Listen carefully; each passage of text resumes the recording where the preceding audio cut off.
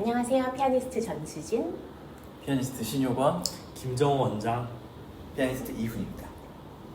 네, 오늘 저희가 지금 계속해서 진행이 되고 있는 2025년도 퀸 엘리자베스 컴페티션의 세미파이널을 시청을 한 후에 아주 따끈따끈하게 오늘 올라온 또 파이널에 대한 이야기를 조금 나눠보려고 모였습니다. 네, 오늘 신영원 선생님 조금 설명해 주실까요? 세미파이널 같은 경우는 일단 모차르트 콘체르토를 한 곡을 연주를 해야 되고 또 솔로곡으로는 40분 내외로 이제 자유롭게 이제 연주 프로그램을 만들어서 연주하는 프로그램입니다. 특히 소콜로비치라는 현대 아니야 소콜로비치라는 현대 작곡가 네. 곡을 연주자들이. 모든 참가자들이 연주를 해야 되는 네네. 미션이 있고요. 모든 참가자들이 그 곡을 이제 본인의 40분의 리사이틀 프로그램 중에서 꼭 연주를 해야지 되는데 소콜로비치 본인께서 모든 연주를 다 지켜보시고 그분의 반응을 보면서 아 이게 원하시는 대로 연주가 됐구나 안 됐구나 하는 거를 우리가 그냥 조금씩 알 수 있었던 것 같기도 해요. 네. 굉장히 피아노 연주곡을 작곡하면서 타악기적인 요소를 곡에 많이 삽입을 하였고 특히나 왼발로 박자를 치는 것, 오른손으로 피아노 바닥을 치는 것까지 같이 가미가 된 리듬감이 부각된 네. 그런 두 번째 커미션 피스가 굉장히 인상적이었습니다. 네네. 곡명도 있죠. 곡명. 제목이 이제 1번 같은 경우에는 이제 그 말이 저희가 이제 모르는 단어였었는데 1번 같은 경우는 안개라고 하고요. 그다음에 2번 제목은 놀이, 오락이라고 저희가 해석을 할 수 있겠습니다. 네. 그래서 이제 이 제목을 알게 되면은 아 이런 캐릭터, 이런 톤이구나라는 거에 대해서 훨씬 더 저희가 이제 공감을 할 수 있었던 것 같아요. 1번은 좀 흐릿한 느낌으로 시작하여서 괴기스러운 분위기까지 느껴지는 곡이었고 두 번째 곡은 굉장히 리듬감을 살려서 춤을 추는 즐겁게 춤을 추는 원시인의 형상을 상상할 수 있는 그런 신나는 곡이었던 것으로 그렇죠. 생각이 이제 됩니다. 피아노에서 나오지 않는 이제 그 영상을 보시면 아셨겠지만 이제 발을 사용하는 게 있어요. 그 리듬감 넣는 것 때문에. 그다음에 이제 피아노의 이제 그 바닥이라고 하죠. 거기를 또 이제 손으로 쳐야 되는 그런 어떤 타악기적인 그다음에 또 어떤 뭐 민속 춤 이런 어떤 그런 리듬도 들어가는 것 같고요. 그래서 굉장히 어쨌든 그 현대곡의 그런 여러 가지 특징을 많이 느낄 수 있었던 그런 곡이었던 것 같습니다. 선생님들 다른 연주곡에서 이렇게 타악기를 함께 쓰거나 연주자가 손바닥으로 피아노를 치는 것을 보신 적이 있으신가요? 대부분의 현대곡, 요즘 현대곡들은 이제 뭐 톤 클러스터나 타악기적인 요소를 가지고 이제 작곡가들이 많이 이제 사용해서 뭐 색다르거나 너무 새로운 사실은, 거는 그런 아니기는 건 하지만 아니고, 네, 뭐 그 안에 있는 뭐 줄을 뜯는 경우도 네. 있고 그러니까 요즘 이제 피아노 안에서 우리가 좀 이렇게 새로 찾을 수 있는 그런 소리들을 많이 이제 구현을 해내죠. 그러다 보니까 이번에도 이제 그런 어떤 요즘의 어떤 현대곡과 또 비슷한 어떤 그런 것들도 느꼈던 것 같습니다. 네. 저는 사실 요 스콜로비치 곡에서 굉장히 흥미로웠던 게 세미파이널에서 모든 피아니스트들이 다 각기 다른 해석으로 특히 또 나라별로 맞아요. 이게 또 너무 비슷한 점도 있고 다른 점도 있어서 굉장히 네. 흥미롭게 봤던 것 같습니다. 네네.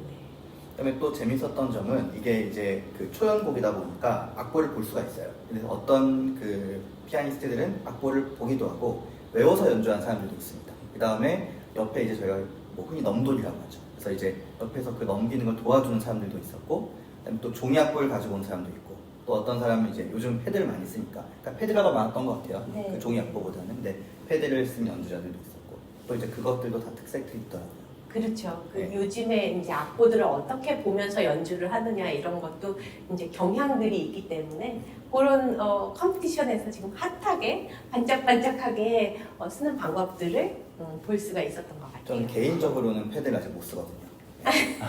불안하게 좀 아직 그래서 그러니까 불안하죠. 연주를 보니까 연주하다가 정말 아주 이렇게 급작스럽게 이렇게 턴을 하는데 저는 못할 것 같아요. 근데 요즘 이제 당연히 패드가 너무 이제 상황화가 그렇죠 되다 보니까 이제 그것들도 저희가 또 익숙해져야 될 부분이 한 것 같고. 네. 그것을 종이로 인쇄해서 넘기지 않고 한꺼번에 한 면으로 해 했던 연주자도 있었죠. 예, 맞아요. 그렇게 하시는 게 개인적으로는 가장 안정감 넘치는 방법이 아니었을까. 그래서 이렇게 그 밑에다가 놓죠 악보를. 그러니까 네. 그런 경우도 안 있어요. 놓고 이게 네, 밑에다가. 그런 경우 네. 그런 사람도 있었고 맞아요. 네. 나비데 라날디 이분이 안보로 안보로. 하는 퍼포먼스를 아마 보여주셨어요. 오늘도 또 한 명이 그랬었던 것 같은데 빌리였었나? 한 명이 빌리 아니고 한 명 더 있었던 것 같기도 해요. 네. 네. 이 곡은 콩클이 시작하기 전에 이제 영상 오디션들로 참가자들이 처음 시작할 때 280여 분의 처음 시작하는 그 참가자들이 이제 영상으로 오디션을 보내는데 그때 패스를 하신 분들한테는 이 아나 소콜로비치의 곡이 악보가 메일로 송부가 돼서 그때부터 이제 연습을 하셔서 이번 지난주에 세미파이널에서 다들 연주를 하신 걸로 그렇게 알고 있습니다. 네, 그러면 안나 소콜로비치의 작품 말고 이제 진짜 한 분 한 분 연주자들 세미파이널에 올라오신 분들이 24분이시잖아요. 그 중에서 사실 두 분은 메디컬 리즌으로 참가 기권을 하시게 되셨고 이제 22분이 연주를 하시게 되었는데 선생님들 어떻게 인상 깊게 보셨거나 재밌게 보신 연주자들이 있으시면 조금 소개해 주시면 좋을 것 같아요. 저는 그래서 우선은 다른 것들보다 너무 그 일주일 동안 참 재밌었던 것 같습니다. 그러니까 제가 유학 시절에는 그러니까 베를린에서 처음 그 이 퀸 콩쿠르를 봤을 때 아마 그때 이제 영상 이런 게 처음 됐었을 때였어요. 그때 이제 1등한 피아니스트가 이번 그 심사위원 나왔던 그 안나 비니츠카야가 1등했을 때 그때 이제 처음으로 이런 영상을 봤었거든요. 네. 근데 그때는 이제 어제 독일에 있으니까 시차가 똑같잖아요. 그러니까 저희가 이제 편한 시간에 이제 저희 이제 학생들끼리 모여서 영상을 봤었는데 아무래도 이제 한국에서 보다 보니까 좀 시차가 있어서 그 두 번째 그 섹션 같은 경우에는 새벽 3시에 하게 되는 거예요. 그래서 그거는 이제 제가 이제 시간 맞춰 볼 수는 없었고 그래도 이제 그래도 이런 콩쿠르를 다시 한번 또 정말 그 학생 때처럼 같은 마음으로 보게 되니까 우선 너무 즐겁고 아주 좋은 마음으로 보게 된 것 같습니다. 저는 우선 만약에 이제 오늘 좀 인상 깊게 본 피아니스트가 있다면 지금 제가 얘기하는 피아니스트는 이제 우선 파이널 리스트에 올라가지는 못했어요. 그때 저는 그 데니스 리닉이라는 피아니스트의 연주를 굉장히 저는 좋게 들었거든요. 그러니까 아마도 이제 다들 이제 그 개인적인 어떤 시각들이 있을 겁니다. 근데 저는 이제 기본적으로 안정된 연주를 굉장히 좋아해요. 근데 처음부터 끝까지 정말 그 안정됐다. 그 다음에 뭔가 굉장히 진솔하다. 이런 느낌을 처음부터 끝까지 받았던 그런 피아니스트였던 것 같거든요. 그래서 어떤 그 모차르트에서 굉장히 뭐 활기차다거나 아니면 너무 그 신난 어떤 그런 캐릭터를 표현했다기보다는 굉장히 정말 그냥 조용하게 자기의 얘기를 표현한 목소리로 얘기했던 그런 피아니스트인 것 같아서 저는 그 모차르트 콘체르토도 그렇고 그 다음에 개인 솔로도 아주 인상 깊고 굉장히 집중해서 봤던 피아니스트였던 것 같아요.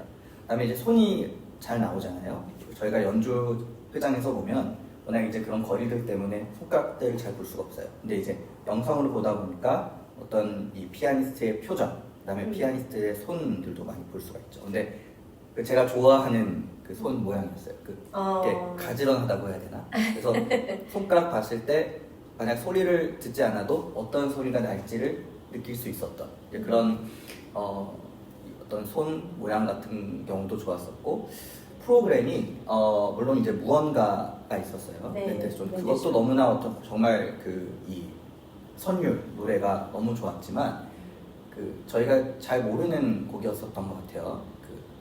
그 프랭크 브리츠였나? 그래서 그 사람의 카프리초 곡이 있었는데 정말 처음 듣는 곡이어도 굉장히 매력적이고 정말 한번 연주해보고 싶다라는 생각이 드는 그런 소리 그런 연주를 들려준 것 같아서. 저는 아무튼 그 리닉이란 피아니스트가 나중에 만약에 한국에 오면 꼭 한번 연주를 가고 싶은 그런 피아니스트였습니다. 네. 그 카프레초를 우리말로 하면 기상곡이죠. 그렇게 되나요? 기상곡? 기상곡. 그러니까 기발하거나 그렇죠. 기이한 네, 생각을 맞아요. 곡에다가 실어내는 것인데 정말 그 널뛰기 하는 그런 맞아요. 네. 이미지를. 예, 굉장히 창의적이고 신나는 곡이었고 여태까지 이런 곡을 몰랐구나 하는 생각이 드는 그런 연주였어요. 사실 저희가 이제 처음 듣는 곡 같은 경우에는 많이 듣던 곡보다는 생소하기 때문에 친근해지기까지 오래 걸려요. 그러니까 정말 네. 저 곡을 치고 싶다는 생각이 들긴 참 힘들거든요. 힘들죠. 네, 근데 저는 이번 이 그 곡은, 곡은 네. 좋았어요. 뭐 연주를 잘해서 그랬을 수도 있고 곡이 정말 좋았을 수도 있지만 네. 그런 생각이 드는 곡이었습니다. 그 정말 완성도 높고 빈틈을 찾아보기 힘든 그런 연주가였던 것으로 기억이 나요. 정말 선생님들이 말씀해 주신 것처럼 이런 컴피티션들을 보다 보면은 레파토어가 이제 저희가 한국에서 많이 접하던 그런 레파토어들 그리고 어쨌든지 간에 동양 사람들의 손 사이즈로 커버가 되는 곡들이 조금 더 많이 좀 알려져 있고 그런데 이런 콩쿨에서는 생소한 그리고 이런 곡도 있었네 하는 좀 신선한 그런 레파토어들도 접할 수 있었는데요. 그 곡이 바로 이런 지금 얘기했던 얘기했던 네. 카프리초였던 것 같아요. 그리고 굉장히 처음이지만서도 이질감이 굉장히 이렇게 느껴지지 않으면서 친근해서 요거는 다음번에 한번 레퍼토아로 써도 굉장히 효과적이겠다 하는 그런 곡이었던 것 같아요. 네. 또 선생님 저는 반대. 저도 이번에 제가 그 굉장히 애정을 갖고 들었던 피아니스트로는 칸도이, 벨라루스 국조의 칸도이님이 네, 있었는데요. 이분은 쇼팽 콩쿨 1차 때부터도 굉장히 제가 눈여겨봤었던 분인데 안정감 넘치는 리닉과는 스타일이 반대예요, 사실. 장점이 부각이 되지만 네. 약간의 리스크를 감수하는 연주 스타일을 가지고 계시고 굉장히 템포에서도 약간 다른 연주자들보다 자유롭게 속도도 내시고 하는 네. 부분이 있어서 심사위원분들의 호불호가 갈릴 수 있겠다 생각이 들었지만 일단 저는 이분 네. 모차르트 9번의 사막장을 이게 정말 네. 신명나고 즐겁게 치시는 거를 앞으로도 계속 기억날 연주를 들은 것 같아서 저는 굉장히 좋게 들었습니다. 그리고 그분의 그 프로코피에프 소나타 같은 경우에도 제가 들어보지 못했던 템포로 처음부터 연주를 너무 시작을 좋았어요. 해주셔가지고 네, 정말 네. 그래서 물론 아까 제가 이제 그 말한 리닉과 어떻게 보면 좀 상반된 연주자인데 저는 정말 이 칸도이 너무 좋았어요. 그래서 모차르트 콘체르토를 들을 때는 그러니까 물론 제가 이번 주에 이제 그 모차르트 콘체르토가 아주 알려져 있는 곡들은 아니었거든요. 아니었지만. 근데 17번이나 9번 같은 경우는 일주일 내내 제가 정말 생각을 하고 지냈었거든요. 네. 칸도이의 어떤 연주도 영향이 있었던 것 같은데 너무 저는 아무튼 이 사람도 굉장히 매력 있게 들었습니다. 네.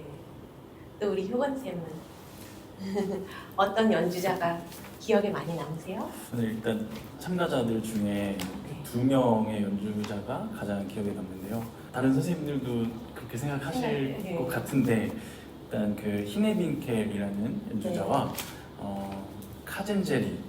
네. 네. 근데 보니까 다 프랑스 출신들. 출신이네요. 네. 네. 그 카얀이린 같은 경우에는 선생님 어떠셨어요? 그래서 이 참가자는 저는 가장 인상 깊었던 곡이 소콜로비치. 예, 소콜로비치의 곡을 가장 잘 연주하지 않았나 개인적으로 이제 생각이 드는데 피아노에서 낼 수 있는 모든 음향을 다 내주었다고 생각이 들었어요. 그래서 네. 굉장히 독창적이고 저는 좀 깜짝 놀랄 정도로 정말 천재적으로 해석을 하지 않았나 그런 생각이 좀 들었습니다. 그래서 피아노에서 나올 수 있는 모든 소리와 음향을 다 동원해서 가장 곡의 그 분위기를 잘 표현하지 않았나 네. 그런 생각이 들었고요. 그리고 이 친구는 네. 소콜로비치 말고도 다른 어떤 곡을 연주를 했었었죠? 브람스의 랩소디와 네. 베토벤의 이제 열정 소나타를 연주를 했었는데요. 베토벤의 열정 소나타도 사실은 일반적이거나 전형적인 어떤 연주가 아니라 약간 저는 개인적으로 오케스트라가 연주를 하는 것처럼 들었습니다. 그래서 네. 굉장히 스케일이 크고 그 큰 흐름을 갖고 본인의 그 어떤 매력, 장점을 다 보여준 연주가 아니었나 네. 생각이 들고 굉장히 화성이나 어떤 컬러감이 너무 좋았었어요. 네. 기억이 납니다. 네. 근데 아까 말씀 저희끼리 나눈 거에 말씀드리자면은 이 연주자의 또 굉장한 특징이라고 하자면은 굉장히 내추럴한 이 리듬감이 있어요. 그래서 이 맞아요. 리듬감이 너무나 정확한 그런 리듬인데 그 탄력이 아주 정확한 그 순간에 이렇게 탁 튀어 오르는 그 리듬감이 있기 때문에 저희가 너무나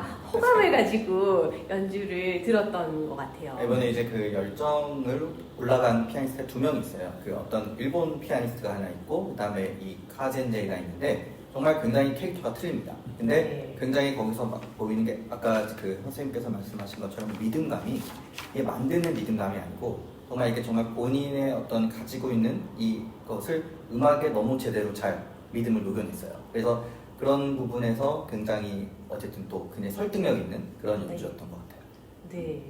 그래서 그 리듬 안에서 컬러가 바뀌는 거가 우리 효건 쌤이 너무나 좋게 들으셨던 그런 바이고, 저는 선생님 말씀하셨던 것처럼 또 히네빈켈의 연주를 얘기를 말씀을 드리지 않을 수가 없는데, 인스타에 이렇게 아주 조금 짧게 연주가 나온 모차르트 콘체르토에서부터 시작해서 어제 마지막으로 친 그 슈만 판타지 뭐 다 이 너무나 파인한 그 컬러들이 겹겹이 쌓이는데 이 사람은 정말 그걸 어떻게 구사를 하는지 머릿속에서 그 상상력을 보통 사람으로서는 생각하기 쉽지 않은 그런 계층의 상상력들을 가지고 있는 것 같고, 사실은 제가 너무 안타까웠던 거는 이분이 이렇게 연주를 하시는데 그냥 보통 사람들이 하지 않는 그냥 같이 이렇게 옆에 음들을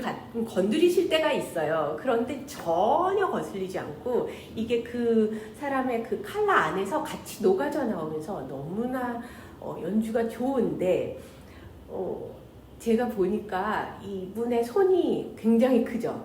굉장히 길고, 그런데 아까 선생님이 말씀하셨던 것처럼 손이 딱 이렇게 야무지게 이런 그 모양을 갖추고 있지만 보니까 여기가 다 더블 조인트? 그래서 이게 이렇게 다 반대로 꺾이는 분이더라고요.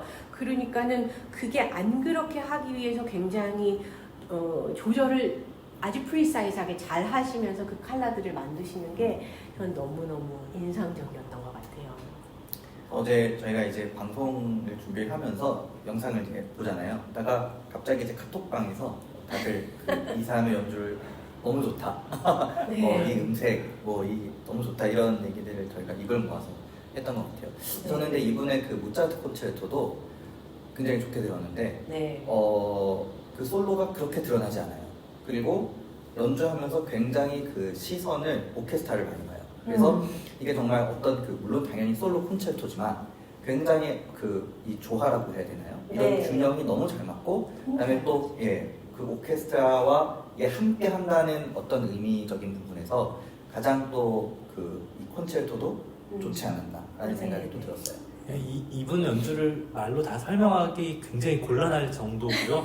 저희가 고정 댓글로 퀸 엘리자베스 홈페이지에 들어가서 접속하여서 이 연주 영상을 볼 수 있는 방법을 보완을 해봐야 될 것 같아요. 고정 댓글로 설명을 네. 드릴 테니 참고에 꼭 한번 이거 접속을 하셔서 1차와 세미파이널 2개 영상을 보시면 네. 굉장히 새로운 점 느끼실 수 있을 것 같습니다.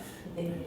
저는 히네빈켈의 그 슈만 판타지가 이제 원래 클라라한테 보내는 연애 편지와 같은 곡인데 그 곡과 너무너무 잘 어울렸던 연주였던 것 같고, 특히 3악장은 그 나이가 지금 2000년생이거든요. 2002년. 2000년생. 네. 네. 굉장히 나이가 어림에도 불구하고 어떻게 이렇게 깊은 내면의 소리와 그런 네. 해석을 할 수 있는지 너무 감탄을 했었고요. 마지막에는 진짜 눈물이 날 정도로 너무 감동을 받았어서 네. 한번 다시 또 듣고 싶은 연주? 저는 그렇게 생각을 했습니다. 또 마침 파이널에서는 또 슈만 콘체르토를 한다고 하니 더 네. 기대가 되네요. 이분의 그 슈만 판타지는 사실은 템포나 이런 걸로 봤을 때는 절대 빠르지 않고 정말 시간을 듣는 청중들한테 충분히 주면서 즐길 수 있게 그렇게 연주를 하니까 한번 보셔도 좋을 것 같아요. 근데 선생님이 오케스트라와의 그 교감 이런 걸 말씀을 해주시니까 또 생각난 연주자가 밀슈타인. 나탈리아 밀슈타인도 또 저도 연관 검색어로 생각했습니다. 예, 맞아요. 네. 밀슈타인 같은 경우에는 저는 콘체르토를 너무 좋게 들었어요. 근데 아까 그 부분이 조금 이제 그 힘내 빈케이랑 좀 비슷합니다. 굉장히 그 오케스트라와 또 하나가 된 그런 만약 연주자를 따지면 저는 그 두 사람이라고 생각하고 싶거든요. 근데 참 들을 수 없는 소리였던 것 같아요. 그래서 제가 이제 김정호 원장 선생님이랑 이렇게 카톡을 하다가 제가 어떻게 표현했냐면 그 만년설을 녹여서 생수로 만든 그런 굉장히 시원하고 아주 뭔가 신선한 그런 것을 접한 느낌이 있어요. 그래서 굉장히 다른 소리였고, 그다음에 그 꾸밈음이나 이런 뭐 트릴들이 너무 섬세하고 아주 투명해요. 그래서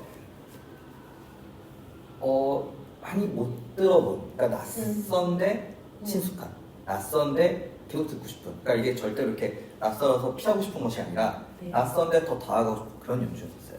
네. 그래서 역시나 또 한국에 오면 네, 또 연주를 보고 싶은 그런 피아니스트였습니다. 이분이 그리고 솔로에서도 프로그램을 라무를 치고 쇼팽을 치고 그 다음에 라무를 다시 쳤는데 이 프로그래밍 자체도 굉장히 잘 짜여졌다고 저는 생각을 했어요. 그냥 쇼팽을 치고 라무를 두 개를 치든지 이런 식으로 했으면 그냥 굉장히 보통의 그런 레퍼토아로 생각이 들 수 있는데, 이 라모에서도 선생님 말씀하신 그런 컬러들이 만년설의 그 컬러들이 너무 잘 보였던 것 같고, 그래서 저는 참 인상 깊게 들었던 연주자예요. 음악 외적인 상상력을 자극하는 그런 연주를 매 스테이지마다 하고 계시고, 이런 분들이 작곡도 하고 이러시는 걸로 알고 있는데 그런 어떤 연주 외적으로까지 재능을 발휘하는 게 이게 괜히 그런 게 아니구나, 우연이 아니구나 하는 생각을 하게 하는 연주자였습니다. 더군다나 지금 같이 열리고 있는 쇼팽 콩쿨도 이제 올라 진출을 했으니까. 네. 대단한